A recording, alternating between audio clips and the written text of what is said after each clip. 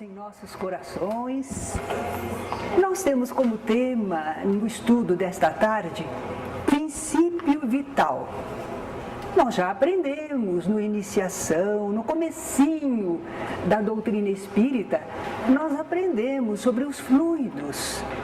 Nós temos a matéria densa e temos os fluidos, que são substâncias mais sutis. Há diferentes tipos de fluidos, mas hoje nós queremos saber desse fluido vital ou princípio vital. E nós temos aí uma afirmativa de que ele é o agente da vida orgânica. Vida orgânica é dos corpos, tá?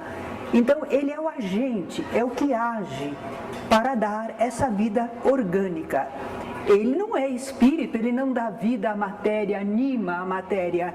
O espírito age através da matéria, mas o princípio vital, ele anima a matéria, ele dá uma condição especial à matéria. Só o princípio vital, sem um corpo, sem a matéria, não é vida. Quando ele se une à matéria, aí nós vemos a vida, a animação da matéria, não é? Então a matéria, sem esse agente, ela não tem vida. Ela existe, mas ela não tem vitalidade. É o princípio vital, é o fluido vital que anima a matéria, não é? Agora, de onde vem esse fluido, ou princípio vital, princípio de vitalidade? De onde que ele vem? Como é que ele surge? Da fonte de todos os fluidos. Todas as substâncias que nós conhecemos, tudo que não é espírito, vem do fluido cósmico universal. Estão lembrados? Deus criou dois elementos gerais no universo: o princípio inteligente e o fluido cósmico universal. Se for característica de inteligência, é de espírito. Se for outra substância, são a matéria. Está certo? Bem, então, quando os seres orgânicos permitem que o espírito vá se unir, o espírito vai se unir à célula inicial, à célula ovo, mas é a estrutura do corpo orgânico em começo, não é? Então, quando o espírito vai encarnar, quando ele vai se ligar à matéria, o que ele faz? Ele precisa que a matéria esteja animada. Então ele aure, ele absorve, ele puxa para si este princípio vital, que existe em tudo, está por aí. Mas ele puxa para si no momento da encarnação, na concepção, né? Começa na concepção. Então, quando o princípio vital se une à matéria, ao corpo, ele desenvolve a vitalidade latente naquele corpo, ele animaliza a matéria. Então, ele dá movimento e atividade. E é isso que distingue uma matéria orgânica de um corpo inerte. O corpo morto não tem mais aquela vitalidade. Então há uma diferença. O corpo de uma pessoa viva pode estar dormindo, repousando, mas está cheio de vitalidade, não é? Então é assim que o princípio vital dá vida corpórea a todos os seres que o absorvem, que o assimilam. Mas chega um momento em que o corpo, ele não vai durar para sempre. O corpo então vai morrer. Se o corpo morre, cada ser restitui, devolve ao fluido universal, ele devolve aquele princípio que ele absorveu. Porque o espírito vai levar o princípio vital com ele? É coisa da matéria, não é? A carne e o sangue não herdam o reino dos céus. Já ensinava o apóstolo Paulo. Então, se for da matéria, vai ficar na matéria. Se for o corpo denso, vai para a cova, vai se desfazer. Mas o fluido, o princípio vital, ele é reabsorvido no fluido cósmico universal. Está muito difícil? Acho que está razoável, né? Aqueles elementos que constituíam o nosso corpo orgânico, quando o corpo morre, Na natureza nada se perde, nada se cria, tudo se transforma. Então, os elementos do corpo vão ser reabsorvidos, reaproveitados no campo material denso, não é? Os bichinhos comem, existe a deterioração, a transformação. Então, nós vimos que os seres espirituais, para virem encarnar, ou quando desencarnam, o que acontece? Ele absorve princípio vital, restitui princípio vital. Até aí está fácil, não é? Vamos ver esse fluido vital no corpo físico. Quando o corpo está animado pelo princípio vital, os órgãos todos, eles se impregnam desse fluido. E esse fluido, ele dá atividade a todas as partes do organismo. O corpo está todo em movimentação, está em funcionamento, está cheio de vitalidade, está animado pelo princípio vital. Mas, ao mesmo tempo, é a ação dos órgãos que entretém e desenvolve o princípio vital, a sua atividade no corpo físico. Uma coisa puxa a outra. É como um moto contínuo. O princípio vital deu o impulso, mas acontece que os órgãos, no seu funcionamento, também entretêm e mantêm o princípio vital. É uma engenhoca, é uma obra divina, é um maquinismo. Então, durante a vida corpórea, só quando a gente encarnou e que a gente absorveu o princípio vital, não, a gente continua absorvendo.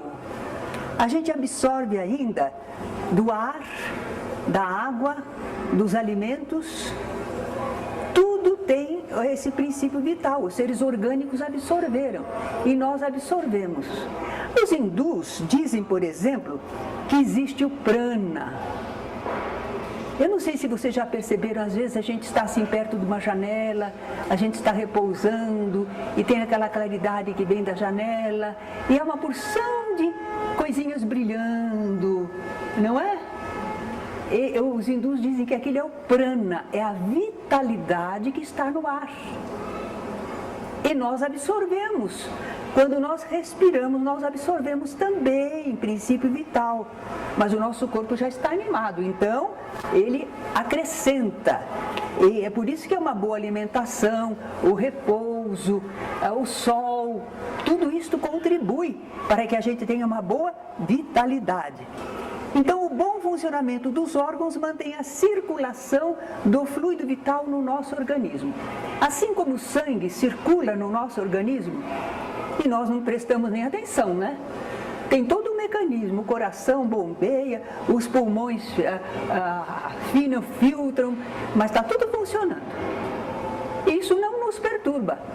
Ora, o princípio vital também é assim, uma coisa natural, faz parte. Nós não tomamos conhecimento consciente. Meu princípio vital, como é que... Não tem condição. Certo? Ele funciona normalmente. Muito bom. Agora vejamos se o corpo sofrer alguma lesão.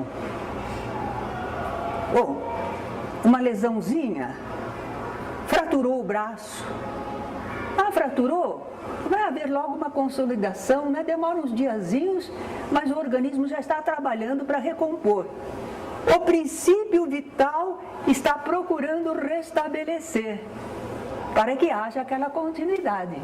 Ele faz o seu papel, não é? Então, nessas pequenas lesões, o princípio vital consegue manter a circulação toda no organismo, né? Mas se foram lesões muito profundas, um desgaste orgânico muito grande, aí ultrapassa o limite. Quer dizer, o princípio vital quer recompor uma parte com a outra, mas não dá. Não dá. Fugiu da possibilidade dele, não é?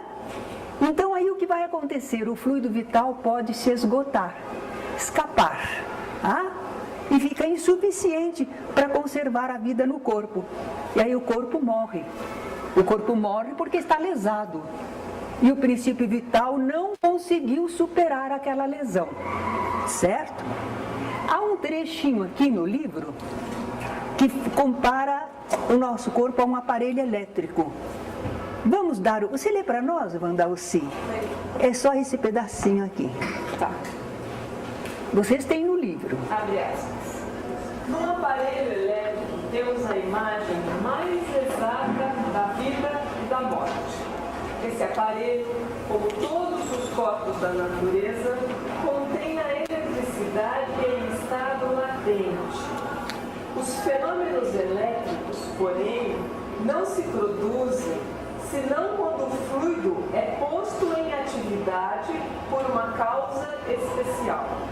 Poder-se-ia dizer, então, que o aparelho está vivo. Vindo a cessar a atividade, cessa o fenômeno. O aparelho volta a um estado de inércia. Os corpos orgânicos são, assim, uma espécie de pilhas ou aparelhos elétricos, nos quais a atividade do fluido determina o fenômeno da vida. A cessação dessa atividade causa a morte. Não é? Então nós vemos, nós somos nós temos pilha. A nossa pilha é o princípio vital. Tá? Então está funcionando. Esgotou a carga, aí já não vai dar. Né? Não dá. Os amigos espirituais às vezes promovem para nós uma moratória. Eles fazem lá os processos em que há uma recarga em casos especiais, necessidades ou merecimentos. Mas isso não é o usual, não é a regra geral, não é? Bem, algumas pessoas têm muito princípio vital, absorveu bastante e ele consegue receber da vida, do ar, da água, dos minerais. Então essa pessoa tem uma vitalidade admirável, não é? Outros não. Outros são frágeis, débeis, e não tem tanta vitalidade. A gente nota isso nas pessoas e a gente percebe que essa vitalidade varia segundo as espécies, quer dizer, há espécies que têm mais reserva vital, outros não tanto, e no próprio indivíduo também não é igual em todos. Cada um tem a sua carga de vitalidade, é diferente uns dos outros. Para passistas, as pessoas que têm essa boa vitalidade, elas podem canalizar muito bem, não é o que nós vamos ver agora. Então, alguns possuem apenas o suficiente para sobreviver, para tocar a sua vida, não é? E outros estão saturados desse fluido, então eles podem transmitir. Por isso que uma pessoa enferma, debilitada, a gente não coloca para aplicar passes. A energia dela é pouca, o princípio vital é pouquíssimo, não tem condições de doar, não é? Mas aquele que está bem abastecido, e para estar bem abastecido, não precisa ser gordo, né? Estar com as maçãs do rosto coloridas, não é isso, há pessoas que são magrinhas e cheias de vitalidade. Então é uma questão de vitalidade, princípio vital no organismo. Então a pessoa se sente muito bem, tem condições, ela às vezes até sente essa vontade de se doar ao semelhante, né? Então aí pode fazer a transmissão para aquele que tem menos. Mas aí a gente esclarece as pessoas que vêm receber passe, porque nem todo mundo precisa receber passe. Então a gente costuma dizer que um copo, se já está cheio, se você tentar colocar água, transborda e perde. Então não é o caso de aplicar passe em quem está bem, que tem boa vitalidade, não é? E em certos casos tem a moratória, não é? Prolonga a vida que estava prestes a se extinguir. Então, em relação a princípio vital, nós dissemos o essencial. Não é complicado.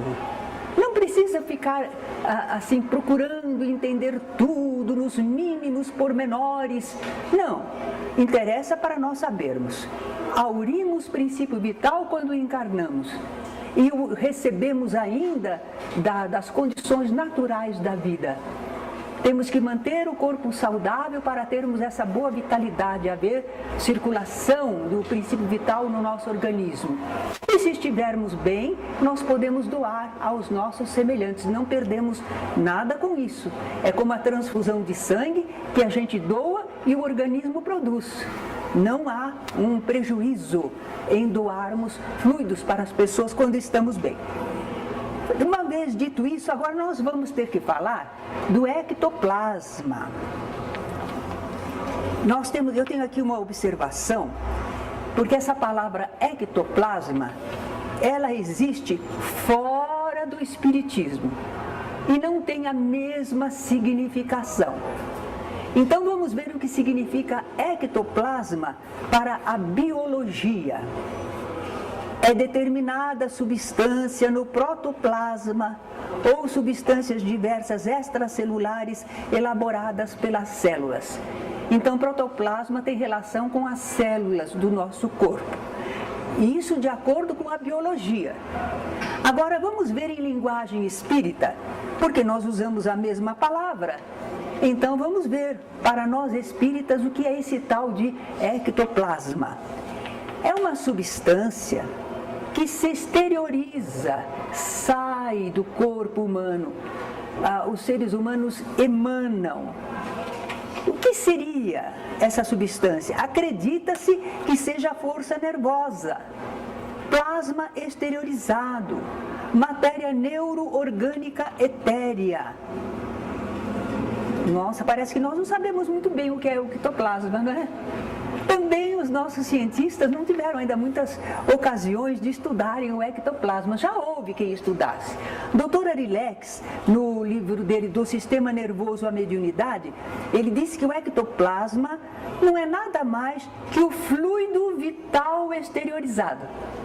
Aquela energia que dá a vitalidade e se exterioriza em algumas pessoas. Kardec, na codificação, não falou de ectoplasma. Ele não citou essa palavra. Bom, ele desencarnou em 1869, março. E a palavra foi criada por Charles Richer em 1922. Como é que Kardec podia citar a palavra ectoplasma? O que ele citou foi a mesma coisa, só que ele falava fluidos que ensejam efeitos físicos, efeitos na matéria, não é? É o ectoplasma. Sem o ectoplasma não temos os efeitos na matéria.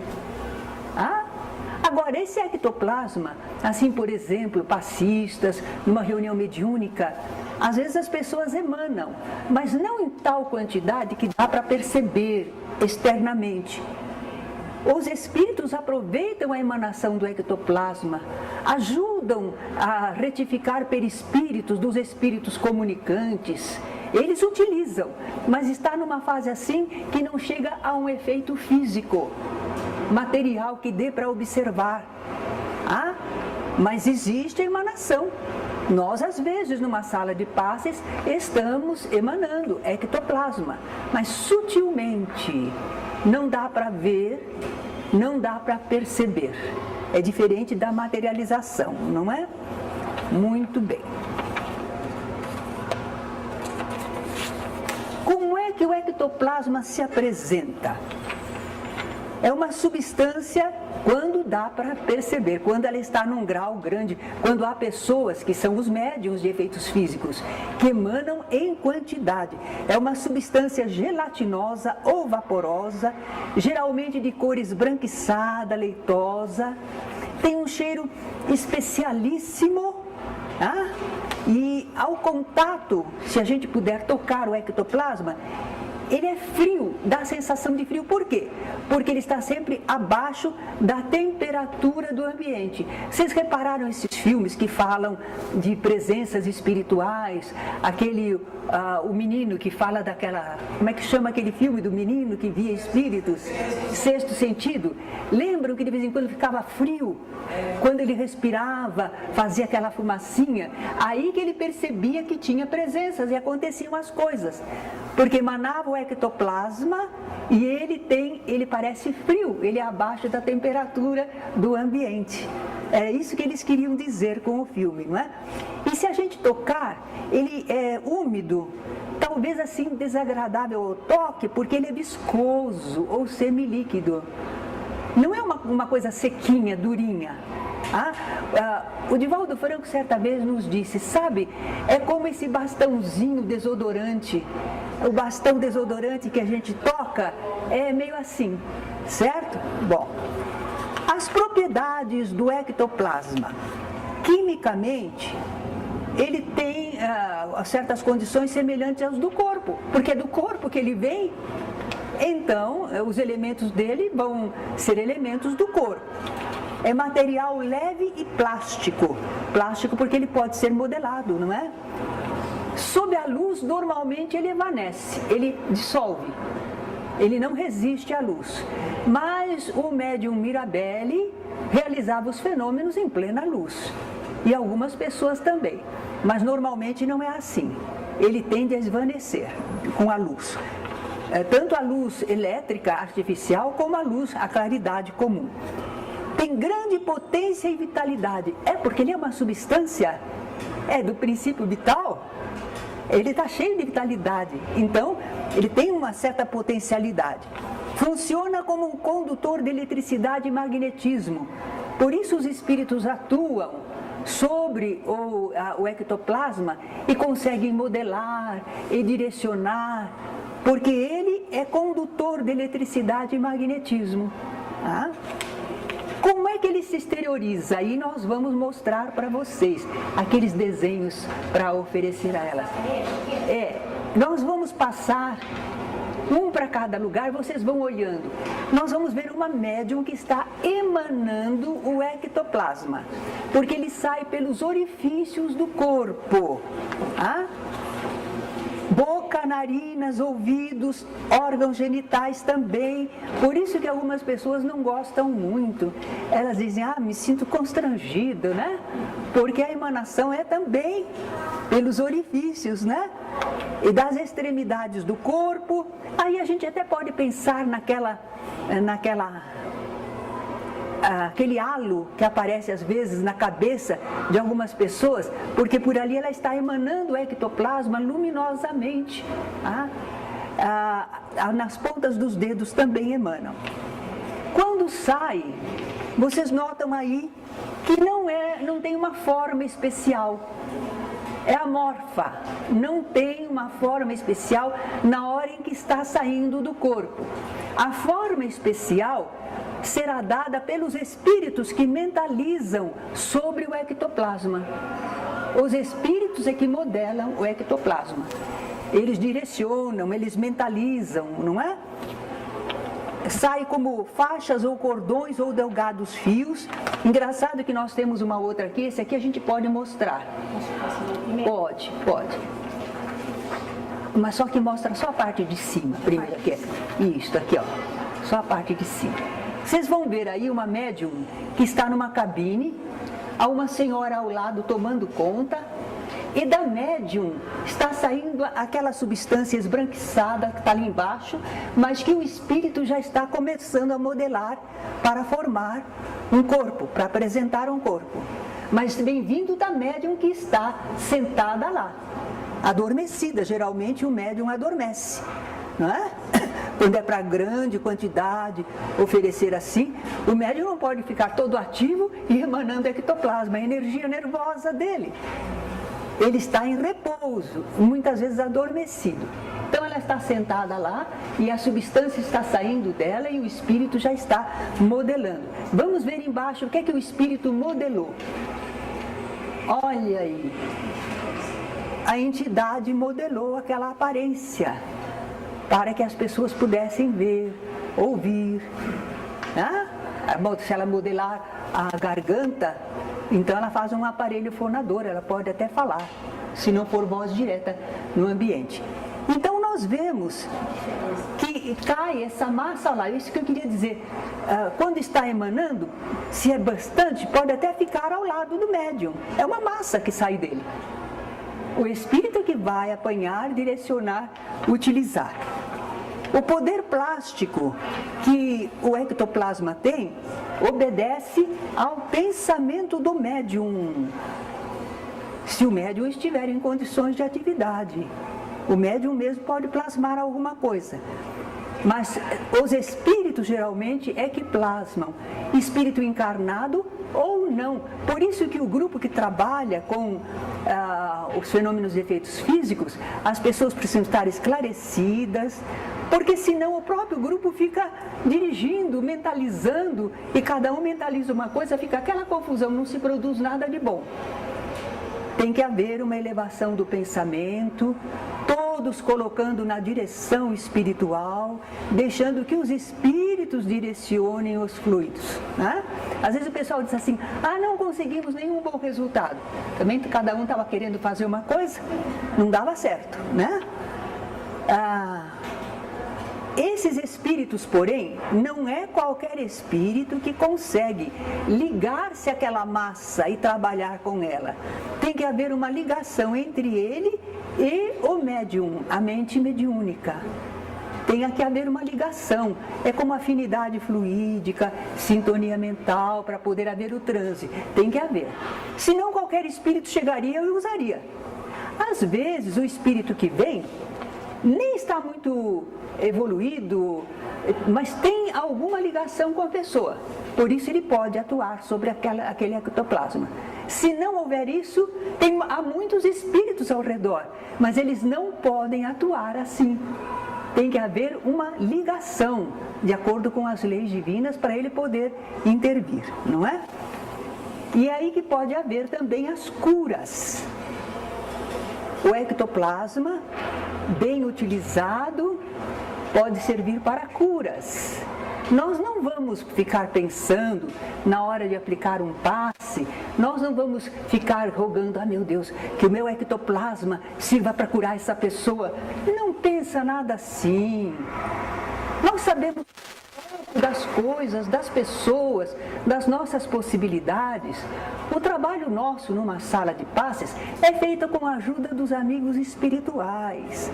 O que a gente vai fazer é pôr o pensamento em Deus, a fraternidade, e a gente confia que esses amigos espirituais recolham as nossas possibilidades e trabalhem com elas. Não fica preocupado querendo você fazer. A gente não sabe nem as condições da pessoa espiritualmente, organicamente, e nós também não sabemos o nosso estado espiritual verdadeiramente tudo. Então trabalhamos com a equipe espiritual. Nós oferecemos a eles o que possa haver em nós de bom. E eles então direcionam, recolhem, trabalham. Dá tempo de perguntinha? Eu estou já em cima da hora. Não, temos tempo. A apresentação do tema é isso, não é? Porque eu teria que falar sobre fluido vital, princípio vital e ectoplasma. Essas noções básicas. Agora vamos ver o que vocês querem perguntar, se eu sei responder.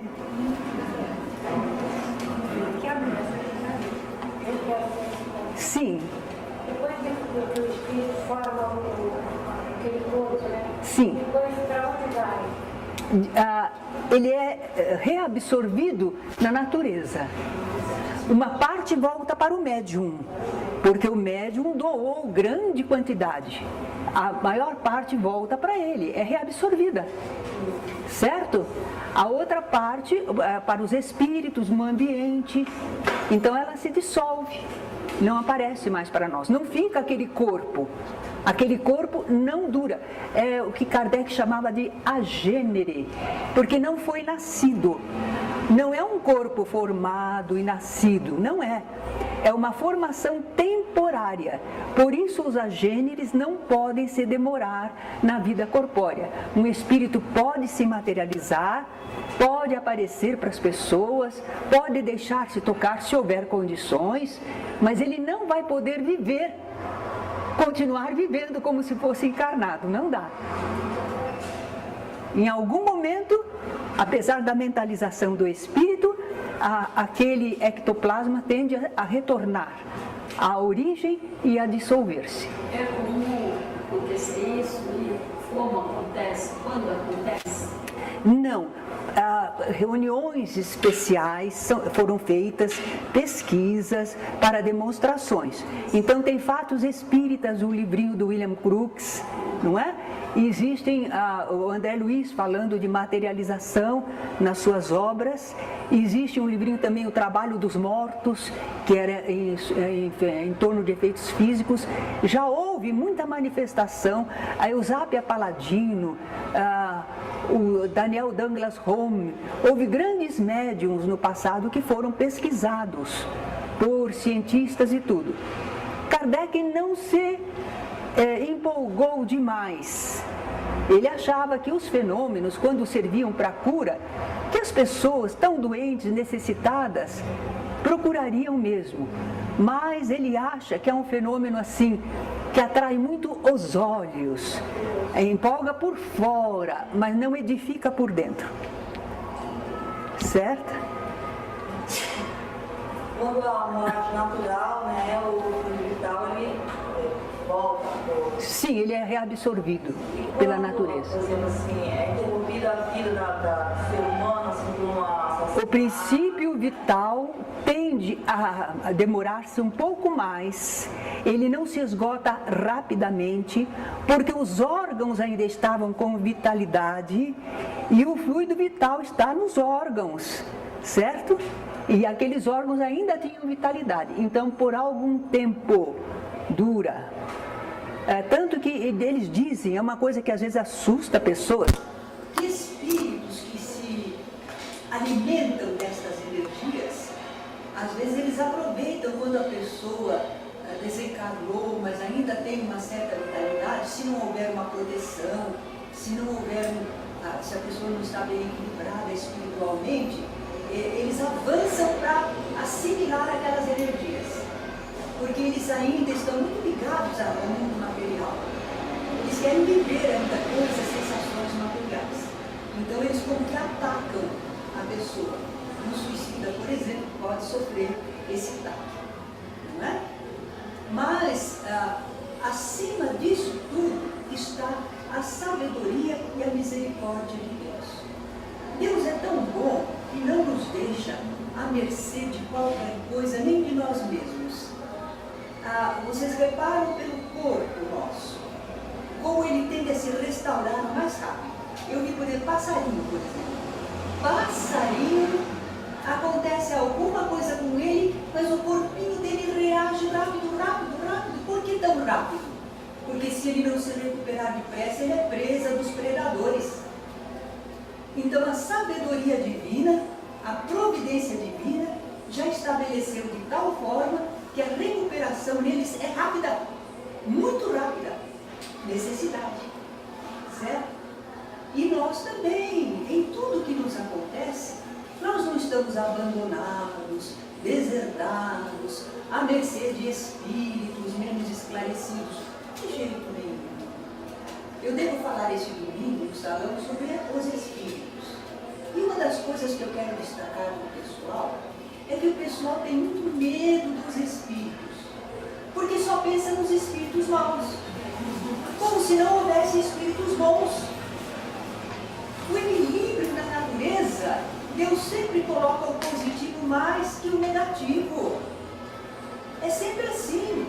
O positivo tem preferência. O bem pode mais que o mal. Agora, se o bem é desse tamanho e o mal é desse tamanho, então, aí perdeu o equilíbrio. Mas em proporções, a vibração da mesma intensidade, o bem predomina. O mal não consegue. O mal é sombra, o bem é luz.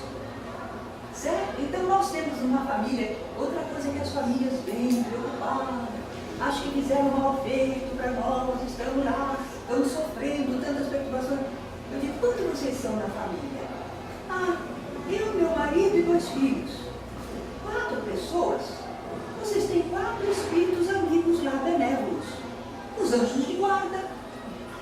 Todo mundo sabe que a gente tem anjo de guarda. Tem 4 anjos de guarda na tua casa. E você está com medo de um espírito? Não tem lógica. É que a gente foi acostumado a pensar que os demônios são poderosos. E esquecemos que os espíritos que nem protetor. Não é? Bem, então eu acho que a gente pode trabalhar no passe sem receio. Desde que a gente está com o pensamento no bem, procurando viver uma vida moralizada. Não precisamos ser santos, mas estamos nos esforçando, não é?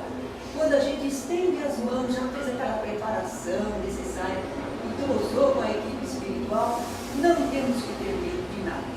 Se a pessoa demonstrar alguma coisa, se algum espírito intervir, depois é para a gente atender, verificar o que é e como que faz, só. Mas nós não estamos à mercê daquele espírito. Os espíritos amigos permitiram que ele estivesse ali. Ele tem um certo livre-arbítrio e aquilo serve de aprendizado para nós. Ele tem mais intensidade de vibração. Mas não que, ai meu Deus, ai, nosso trabalho não está muito bom não, e olha o que o espírito fez. Não. Muitas vezes está dentro de uma programação espiritual, de aprendizado. E agora, como é que a gente faz? Ah, sim. Tudo que acontece não é motivo para medo de maneira nenhuma. Vamos limpar a nossa mente das ideias antigas. Eu tinha medo, agora não tenho. Pois é.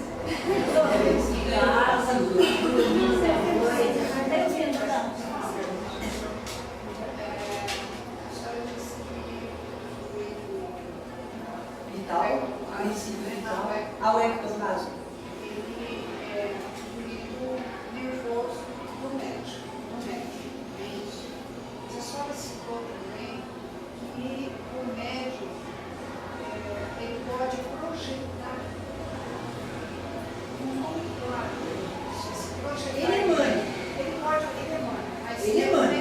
Mas ele pensa também, não pensa? É isso que eu ia perguntar, porque o médium é um filho. Não é usual que o médium de efeitos físicos, ele ao mesmo tempo emane o fluido e trabalhe com o fluido, porque ele tem que usar a mente para direcionar. Então nem sempre o médium consegue isso. Por quê? Porque geralmente ele adormece para doar energias. Mas nós vemos alguns casos admiráveis de pessoas que passaram por mágicos, que passaram por realizadores de façanhas incríveis, porque eles eram a fonte do ectoplasma, mas eles não perdiam a lucidez e eles queriam imprimir alguma coisa no ectoplasma e faziam. E as pessoas viam o efeito que ele produzia, certo? Então, se ele mentalizar um espírito, se era assim, bom, se materializa, o problema de médico, o espírito do meu pai, do meu irmão, seja lá quem for, quem é esse? Qual é o desejo dele? Então, Esquecerá que o desejo de alguém, ali a vontade dele. será que alguém, porque ele lembrou com saudade do seu pai, e é médium de efeitos físicos, liberou o ectoplasma, será que é porque ele está com saudade do pai, ele plasma ali a figura do pai? Olha, a mentalização, a ideoplastia, a gente às vezes faz, mas não a ponto daquela forma, olhar, falar, conversar, identificar-se. Não é esse ponto. Poderá haver uma ideoplastia. Existe uma programação para esse tipo de trabalho também. Certamente, já o fenômeno não é em conta disso, não acontece a toda hora. O médico precisa ter abundante fluido, condição especial, certo? E muitas vezes os médicos, quando possuem essa possibilidade, eles têm também, como se fosse assim, uma programação e um preparo espiritual. Às vezes ele não é muito evoluído, mas ele tem lá uma campainha que toca lá dentro dele, dizendo, cuidado, olha, isso é para isso é um chamado, a responsabilidade. Ele só vai não prestar atenção se ele, com o seu livre-arbítrio, disser, mas eu gosto, mas eu quero. E aí acabam as consequências. Mas normalmente ele sente-se.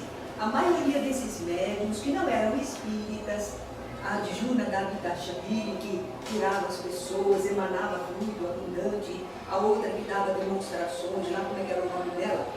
Uma que Plágina, que ela movimentava objetos, elas não eram espíritas, mas eram médiuns de efeitos físicos. Tá?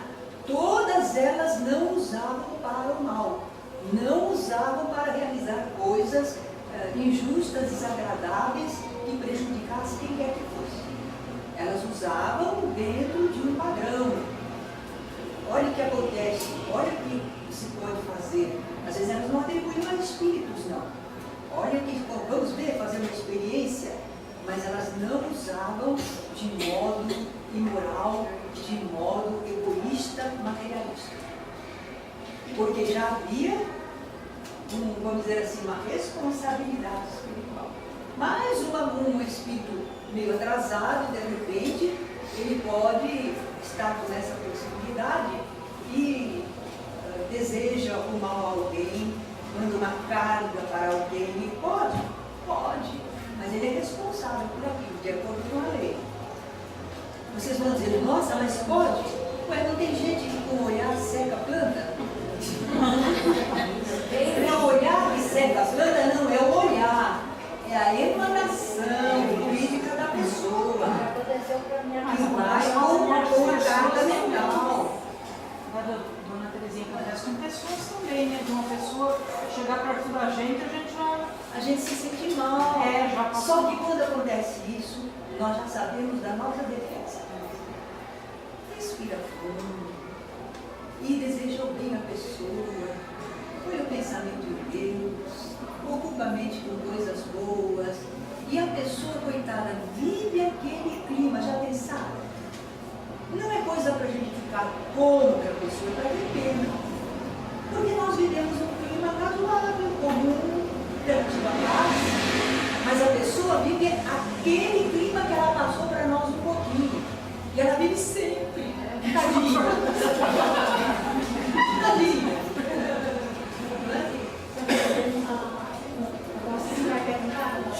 É o seguinte, dona Terezinha, agora com a sua explicação, eu queria colocar, eu andei lendo sobre estudos para a aula passada, e um dos lugares que eu li, uma colocação que eu achei que estava errada, e eu queria que a senhora confirmasse com base no que a senhora explicou sobre o fluido vital.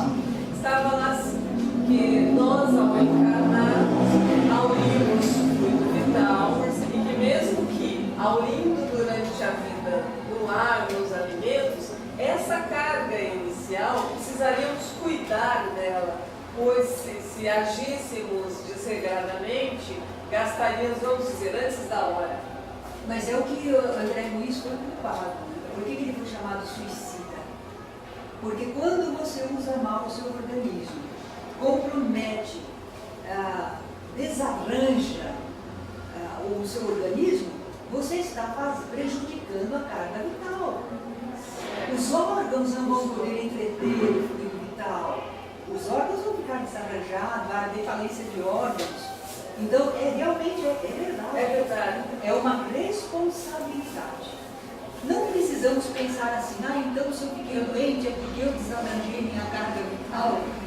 Nós temos as experiências que estão programadas para nós, geneticamente, como expiação, como oportunidade de teste, de aprendizagem. Então a gente tem que viver, é isso que eu digo, a gente aprendendo doutrina espírita. A doutrina espírita fala muita coisa, mas não é para a gente ficar com a cabeça cheia e sair do normal, ficar apavorado. Agora não é medo de demônio, agora é medo de estragar a carga vital. Não, gente, vamos pensar assim, o Senhor é nosso pastor. Cuidado com esse salmo. Eu agora aprendi com aquele Celestino lá a tradução correta. Era assim que a gente falava, o Senhor é meu pastor, nada me faltará. E faltem, o Senhor é nosso pastor, mas que as coisas faltam. Então, por quê? Aqui está errada a tradução. A tradução é assim, o Senhor é meu pastor, Ele não me há de faltar. E realmente Deus não nos falta dentro das leis divinas. Mesmo que a gente desencarne, a a gente tem a continuidade da vida. Mesmo que a gente errou, a gente vai ter a recuperação. Deus não nos falta. Deus nunca vai nos deixar. Ele sempre nos ampara e nos dá continuidade de vida. O Senhor é meu pastor, Ele não me há de faltar. Ai, que lindo. Mas não vai dizer nada me faltará, porque falta.